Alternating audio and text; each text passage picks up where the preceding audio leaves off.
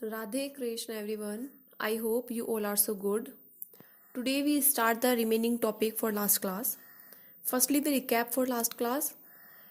In last class we discussed about the part and articles of Indian Constitution. Last class में हमने भारतीय संविधान के भाग और अनुच्छेदों के बारे में डिस्कस किया था, जो कि हमारे कुछ ही हो पाए थे, तो उन्हें कंटिन्यू करते हैं। तो पहले एक बार रिकैप करते हैं लास्ट क्लास से, फिर आगे चलते हैं।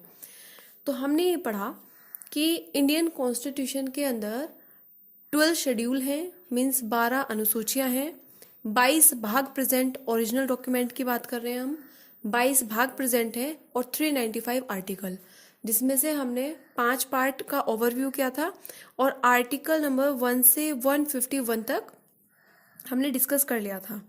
तो एक बार रिकैप करें तो हमने पढ़ा कि जो पार्ट नंबर 1 है वो देश, राज्य और यूनियन टेरिटरीज की जानकारी देता है, जिसके अंदर आर्टिकल नंबर 1 to 4 डिस्कस किए गए हैं। उसके बाद पार्ट नंबर 2 जिसमें नागरिकता का एक्सप्लेनेशन है और उसमें आर्टिकल 5 to 11 प्रेजेंट है। तो नागरिकता के अंदर जो आर्टिकल प्रेजेंट हैं 6, वो बताते हैं कि किन लोगों को भारतीय नागरिकता मिलेगी और अगर कोई दूसरे देश से हमारे देश में आना चाहे तो क्या रूल्स फॉलो करने पड़ेंगे कि उन्हें भारतीय नागरिकता मिल जाए, और अगर हमारे देश से कोई जाता है या कहीं की नागरिकता छिन जाना तो किन कारणों की वजह से नागरिकता छिन सकती है या हट सकती है।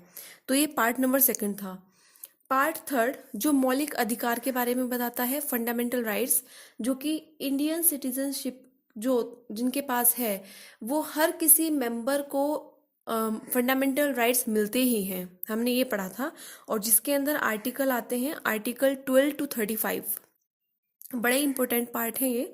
उसके बाद पार्ट नंबर 4 जिसके अंदर हमने डीपीएसपी के बारे में पढ़ा। तो इसके अंदर जिसे हम नीति निर्देशक तत्व भी बोलते हैं, directive principle of state policy, तो इसके अंदर क्या था कि जो हमारी राज्य सरकार जो नीति बनाती है तो उनके लिए कुछ डायरेक्शंस लिखी हुई हैं, और हमने ये भी पढ़ा था कि वो चीज़ें कंपलसरी नहीं है, अगर राज्य सरकार चाहे तो उन्हें फॉलो कर सकती है, बट किसी भी तरह का प्रेशर नहीं है कि उन्हें वो फॉलो करना ही करना है, हमने ये पढ़ा। और जिसके अंदर आर्टिकल 36 से 51 आर्टिकल तक एक्सप्लेनेशन है। उसके बाद आता है जो हमने लास्ट क्लास में पढ़ा था, लास्ट पार्ट था पार्ट नंबर 5 जो संघ या यूनियन को डिफाइन करता है। तो ये बहुत ही इम्पोर्टेंट है, जिसमें 52 आर्टिकल से लेके 151 आर्टिकल तक का एक्सप्लेनेशन है। और इसके अंदर जितनी बड़ी बड़ी हस्तियां हैं हमारे देश की, जितनी बड़ी पावर है, जो पूरा एडमिनिस्ट्रेशन है, तो उसके बारे में सारी इंफॉर्मेशन हमारे इसी भाग के अंदर मिलती है, इसी पार्ट के अंदर मिलती है।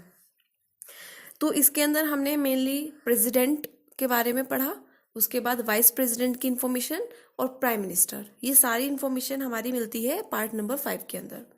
अब हमें कंटिन्यू करना है, हम आते हैं पार्ट नंबर 6। तो अब जैसे देश की बात करते हैं, हमने देश की बात की कि पार्ट नंबर 5 के अंदर जिसमें हमने प्रेसिडेंट और वाइस प्रेसिडेंट और प्राइम मिनिस्टर के बारे में पढ़ा।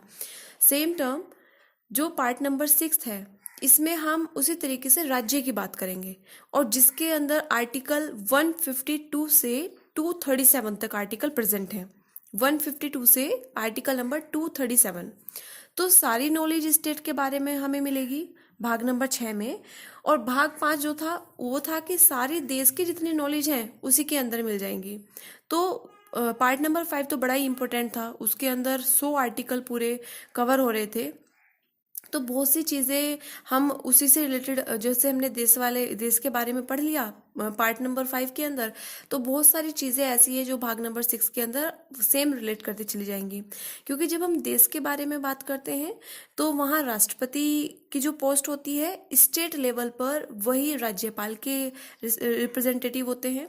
फिर जो हमारे पीएम होते हैं तो स्टेट लेवल पर वही चीज़ें सीएम चीफ मिनिस्टर में आ जाती हैं। और जो पावर्स हमारी कंट्री लेवल पर जो एमपीज होते हैं तो राज्य के अंदर वही एमएलए में कन्वर्ट हो जाते हैं। और इसके अंदर लोकसभा के जो विधानसभा है, अगर राज्यसभा की तरह लोकसभा की तरह विधानसभा आती है, और जो राज्यसभा है उसकी तरह विधान परिषद आ जाती है।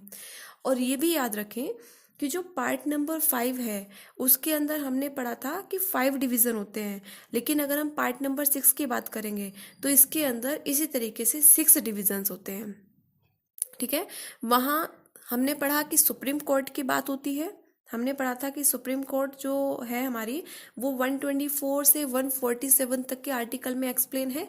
और अगर हम पार्ट नंबर 6 की बात करेंगे तो स्टेट लेवल पे आ जाती है हाई कोर्ट, तो इसके अंदर हाई कोर्ट का एक्सप्लेनेशन है। तो जो पार्ट नंबर 5 है और पार्ट नंबर 6 है वो दोनों ही एक दूसरे से रिलेट करते हैं। पार्ट नंबर 5 कंट्री लेवल की बात करता है, देश के बारे में बात करता है, और part number 6 according to state level. तो ये थोड़ा सा इसके अंदर डिफरेंस है। अब बात करते हैं पार्ट नंबर 7। तो ये बहुत इंपॉर्टेंट नहीं है, इसके अंदर केवल 238 आर्टिकल ही आता है, एग्जाम में नहीं पूछा जाता, मोस्टली डिलीट ही कर दिया जाता है।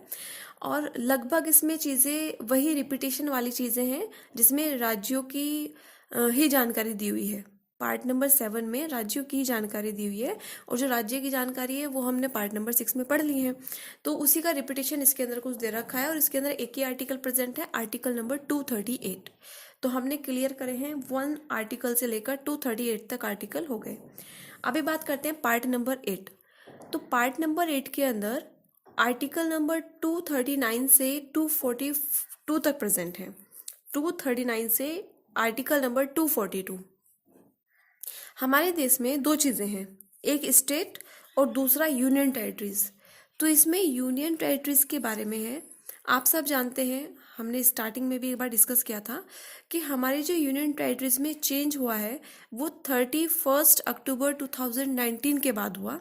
पहले यूनियन टेरिटरीज 7 थी, फिर अचानक से पता चला कि कश्मीर को 2 बड़े हिस्सों में डिवीज़न कर दिया गया, एक जम्मू कश्मीर में और दूसरा जो लेह लद्दाख वाला इलाका था उसके अंदर।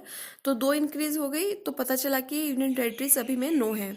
और उसके बाद हमने 26 जनवरी के में हमने देखा कि दादर और नागर हवेली और जो दमन एंड दीव है, क्योंकि छोटे छोटे एरियाज थे, इन दोनों को एक ही साथ मर्ज कर दिया गया। और अभी में जो फाइनल जो यूनियन टेरिटरीज हैं वो घटकर 8 हो चुकी हैं। तो जो पार्ट नंबर 8 है वो हमें यूनियन टेरिटरीज के बारे में इंफॉर्मेशन देता है, क्योंकि हमने पढ़ा स्टेट और यूनियन टेरिटरीज, तो उसे जो डिस्कस करेगा वो ये करेगा। तो बड़ा ही इजी है याद करना, बहुत टफ नहीं है। एक ये याद रखें कि जैसे अपने दिल्ली का नाम जो सुना है, तो एक दिल्ली और एक पुडुचेरी जिसे हम बोलते हैं। तो दिल्ली और पुडुचेरी 2 ऐसे यूनियन टेरिटरीज हैं जहां सीएम बनाए जाते हैं। बाकी किसी भी यूनियन टेरिटरीज के अंदर सीएम चीफ मिनिस्टर नहीं बनाए जाते। और दिल्ली और पुडुचेरी में सीएम भी बनते हैं और एमएलए भी बनते हैं। और यहाँ विधानसभा भी भंग की जा सकती है, क्योंकि विधानसभा जहाँ बनाई जाती है तो वहाँ भंग भी की जा सकती है। तो मेनली 2 यूनियन टेरिटरीज निकल के आती है। ये बड़ा एक एक्सेप्शनल केस है कि दिल्ली और पुडुचेरी के अंदर सीएम भी बनाए जाते हैं, एमएलएज भी होते हैं और विधानसभा भी बनाई जाती है। और ये भी याद रखें कि दिल्ली में राष्ट्रपति शासन आर्टिकल नंबर 356 के तहत नहीं लगता। दिल्ली के अंदर जो राष्ट्रपति शासन लगता है वो आर्टिकल नंबर 356 के तहत नहीं लगता। इसकी जगह ये 239 आर्टिकल के तहत लगाए जाते हैं। जो राष्ट्रपति शासन लगेगा दिल्ली में वो आर्टिकल नंबर 239 के अकॉर्डिंग लगता है। तो ये चीज़ें हैं। इसके बाद बहुत बहुत इम्पोर्टेंट आता है भाग नंबर 9, पार्ट 9। तो इसके अंदर पंचायत का जिक्र है। पंचायत का जिक्र जो कि आर्टिकल नंबर 243 इसके अंदर प्रेजेंट है, केवल एक ही आर्टिकल प्रेजेंट है इसमें। इसमें पंचायत का एक्सप्लेनेशन है। जैसे हमने शेड्यूल्स पढ़े थे, तो हमने पढ़ा था कि शेड्यूल नंबर 11 जिसमें ग्राम पंचायत का जिक्र है, तो वो क्या कहता है, क्यों ऐसे एक शेड्यूल बना दिया गया, क्योंकि वो ये एक्सप्लेन करता है कि जो हमारी कंट्री की जो सबसे स्मॉलेस्ट यूनिट्स भी हैं उनके पास भी अपनी खुद की पावर्स हैं, वो अपनी नीड्स के अकॉर्डिंग, रिक्वायरमेंट के अकॉर्डिंग चीज़ें कर सकते हैं। तो सेम टर्म की जो हमारी पार्ट नंबर 9 है उसके अंदर पंचायत का जिक्र दिया गया है। तो इसी ऑर्डर के फॉर्म में कि कोई भी छोटी से छोटी जो इलेक्शंस किए जाएंगे तो वहाँ जो लोकल लेवल पे लोग अपने अपने रिप्रेजेंटेटिव को चुन सकें और अपने गांव के एरिया में क्या कुछ कराना है उसको क्या चीज़ें चाहिए, तो ये सारी पावर हमारे ही हाथ में है, क्योंकि गांव के किसी भी किसी भी एक मेंबर को सरपंच बना दिए जाते हैं और पंचायत का मेंबर बना दिया जाता है और पंचों के रूप में बनाए जाते हैं ये। तो उसके बाद में इसके अंदर एक 243A आर्टिकल से स्टार्ट करके 243O तक चलेगा। ये जो पार्ट नंबर 9 में आर्टिकल 243 है, इसके अंदर सब टॉपिक्स सब डिवीजन कर दिया गया। 243A से लेकर 243O तक चलता है, जिसके अंदर 15 आर्टिकल आ जाते हैं। तो ये याद रखें। इसके बाद जो 9 भाग है, इसका भी अलग डिवीजन कर दिया। इसके बाद इसमें एक 9A आर्टिकल जोड़ दिया गया, डिवीजन कर दिया, और एक 9B इसमें ऐड कर दिया गया। तो इसकी क्या ज़रूरत पड़ी, क्योंकि 9 तो गांव के लिए है और 9A और 9B जो है, 9A हमारा नगर निगम के लिए और जो 9B है वो सहकारी संस्थाएं जो होती हैं, कोऑपरेटिव सोसाइटीज़, उनके लिए बना दिया गया। तो इसे अमेंड कर दिया इसके साथ में। उसके बाद आता है पार्ट नंबर 10, जिसमें आर्टिकल 244 प्रेजेंट है, और यही एक है इसमें SC ST की तरफ इशारा करता है। जो पार्ट नंबर 10 है वो SC और ST की तरफ इशारा करता है, जिसके अंदर केवल एक ही आर्टिकल प्रेजेंट है, 244। इसके बाद पार्ट नंबर 11। पार्ट नंबर 11 के अंदर देश और राज्य का संबंध दर्शाया गया है, जिसमें आर्टिकल 245 से 263 तक एक्सप्लेन कर दिया गया। तो पार्ट नंबर 11 देश और राज्य का संबंध दर्शाता है, जिसमें आर्टिकल 245 से 263 तक एक्सप्लेन कर दिया गया। तो हमने ये पढ़ा कि जो हमारे पार्ट्स हैं वो 22 पार्ट्स हैं। अमेंडमेंट होने के बाद अगर फाइनल पढ़ें तो 25 कहे जाते हैं, लेकिन क्योंकि उन्हें सब टॉपिक्स में ऐड कर रखा है तो उन्हें अलग से भाग नंबर ना बढ़ा के सब टॉपिक में ऐड कर दिया। तो अगर हम काउंट करेंगे तो 25 बैठते हैं। तो आज के लिए ये 11 हमने पार्ट्स आज तक क्लियर कर लिए। जो 11 पार्ट आगे बचे हुए हैं उन्हें नेक्स्ट क्लास में क्लियर करते हैं। तो एक बार दोबारा से रिवाइज करते हैं अपने 11 के 11 भागों को। और ये 11 भाग बहुत ही इंपॉर्टेंट है। इसके बाद तो बड़े इजी पार्ट है, मुश्किल नहीं है, लेकिन ये बहुत बहुत बहुत ज़्यादा इंपॉर्टेंट है, इन्हें याद रखें। तो हमने पढ़ा कि 22 पार्ट्स हैं, जिसमें से हम मिड में पहुंच चुके हैं, आधे हमने कर लिए। तो जो फर्स्ट पार्ट है उसमें देश, राज्य और यूनियन टेरिटरीज की जानकारी मिलती है कि देश का नाम क्या है और देश राज्यों का संघ है, ये सब चीज़ें। और अगर हमारे देश में किसी एरिया को इंक्लूड किया जाए या एक नया एरिया बना दिया जाए तो कौन बनाएगा, किन रूल्स के अकॉर्डिंग बनेंगे, तो ये सब चीज़ें हमारी पार्ट नंबर 1 के अंदर आती है, जिसके अंदर 4 आर्टिकल प्रेजेंट हैं, आर्टिकल 1 to 4। ये चीज़ हमारी मिलती है पार्ट नंबर 1 के अंदर। अब बात करते हैं पार्ट 2 की, क्योंकि देश के बारे में तो जान लिया, लेकिन अब जब देश के अंदर जो मेंबर्स रहेंगे, जो लोग यहाँ रहेंगे, उन्हें नागरिकता भी तो मिलनी चाहिए। और क्योंकि 2 पार्ट हो रहे हैं, हमारे देश का डिवीज़न चल रहा है पाकिस्तान और हिंदुस्तान में, तो हमारे देश के लोगों को, हिंदुस्तानियों को, भारतीयों को, किन किन लोगों को नागरिकता मिलेगी, क्या उनके पास चीज़ें होनी चाहिए कि उन्हें नागरिकता मिल जाएगी। तो इसलिए जो सेकंड वाला पार्ट है वो डिफाइन करता है नागरिकता को, सिटीजनशिप जिसे हम बोलते हैं। तो ये मैंने बताया कि बाहर से आने वाले लोगों को कैसे नागरिकता मिलेगी, जाने वाले लोग जो हैं उनके पास कैसे होगी, नागरिकता छिन कैसे सकती है, क्या क्या चीज़ें हैं, या क्या गलत पावर यूज़ की जाए कि वो छिन जाए, ऐसा हो सके, कौन छीन सकता है नागरिकता को, जिसमें हमने आर्टिकल 5 to 11 तक इसमें दिया गया है। थर्ड आता है कि अब नागरिकता तो मिल गई, लेकिन अब उन्हें कुछ राइट्स भी होने चाहिए, अधिकार भी होने चाहिए।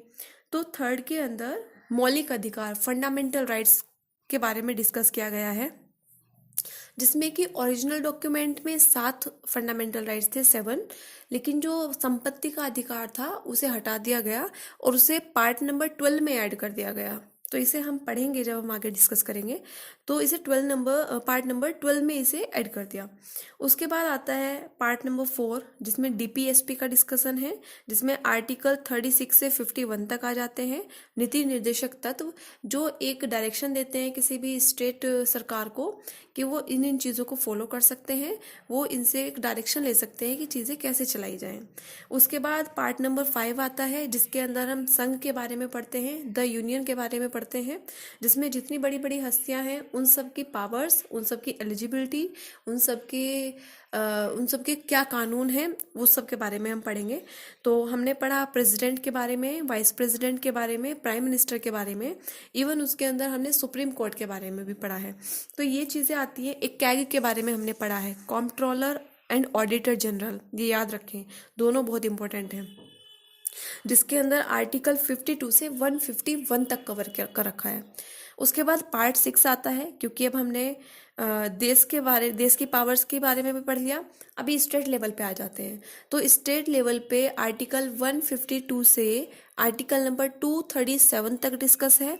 और इसमें हमने जो राज्यपाल हैं, सीएम हैं, और जो विधानसभा है या विधान परिषद है, इन सब के बारे में इसमें दिया गया है। पार्ट 7 जो एक रिपीटेशन दे रखा है राज्यों की जानकारी के लिए, जिसमें एक ही आर्टिकल प्रेजेंट है, वो भी आर्टिकल नंबर 238। इसके बाद पार्ट 8 आता है, जिसमें आर्टिकल नंबर 239 से 242 तक प्रेजेंट है। और इसमें जो यूनियन टेरिटरीज हैं और जो स्टेट हैं, इसके बारे में डिस्कस किया हुआ है। तो जितना यूनियन टेरिटरीज का चेंज हुआ, कि भाई हमने स्टार्टिंग में पढ़ा था कि सीक्वेंस रहा 7, 9, 8 वाला, पहले 7 था, उसके बाद जम्मू कश्मीर में 2 बना दिए गए, अलग अलग कर दिया पार्ट 31 अक्टूबर 2019 को, तो वो हमारे 9 में कन्वर्ट हो गया। और फिर 26 जनवरी को 2 छोटे छोटे एरियाज को इंक्लूड कर दिया, एक साथ मर्ज कर दिया, तो दोबारा से यूनियन टेरिटरीज प्रेजेंट में 8 यूनियन टेरिटरीज में कन्वर्ट हो गया। और स्टेट कितने हैं? 28 स्टेट एंड 8 यूनियन टेरिटरीज, ये हो गया। इसके बाद में पार्ट नंबर 9 आता है, जो कहो कि गाँवों से रिलेटेड हो गया, क्योंकि हमने स्टेट लेवल पढ़ लिया, अब स्टेट से चला गांव की तरफ चलते हैं। तो उसके अंदर पंचायत का एक्सप्लेनेशन है कि हर गांव में कोई भी इलेक्शन के थ्रू अपने मेंबर को चुन सकते हैं, और अपनी ज़रूरतों के अकॉर्डिंग उन्हें क्या कराया जा सकता है, फॉलो कराया जा सकता है। उसके बाद उसके अंदर 9A और 9B इंक्लूड किया गया।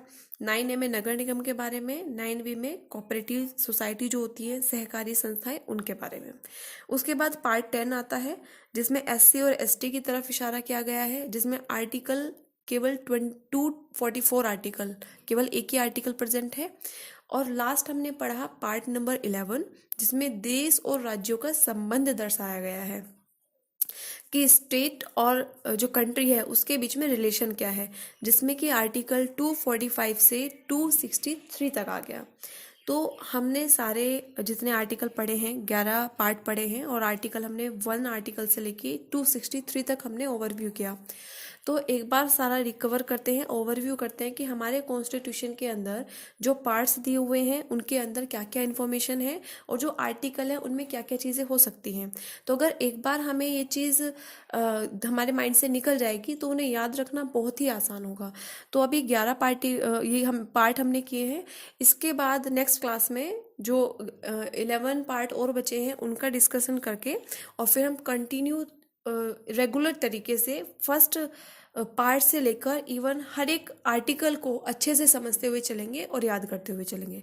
तो ये बहुत इजी है, बोरिंग तरीके से ना पढ़ें, इंटरेस्टिंग तरीके से पढ़ें और ध्यान से पढ़ें। अगर एक बार भी आप इस ऑडियो को ध्यान से सुन लेते हैं तो बहुत ईजिली आपको याद हो जाएगा। आई होप आपको समझ आया होगा। तो थैंक यू सो मच।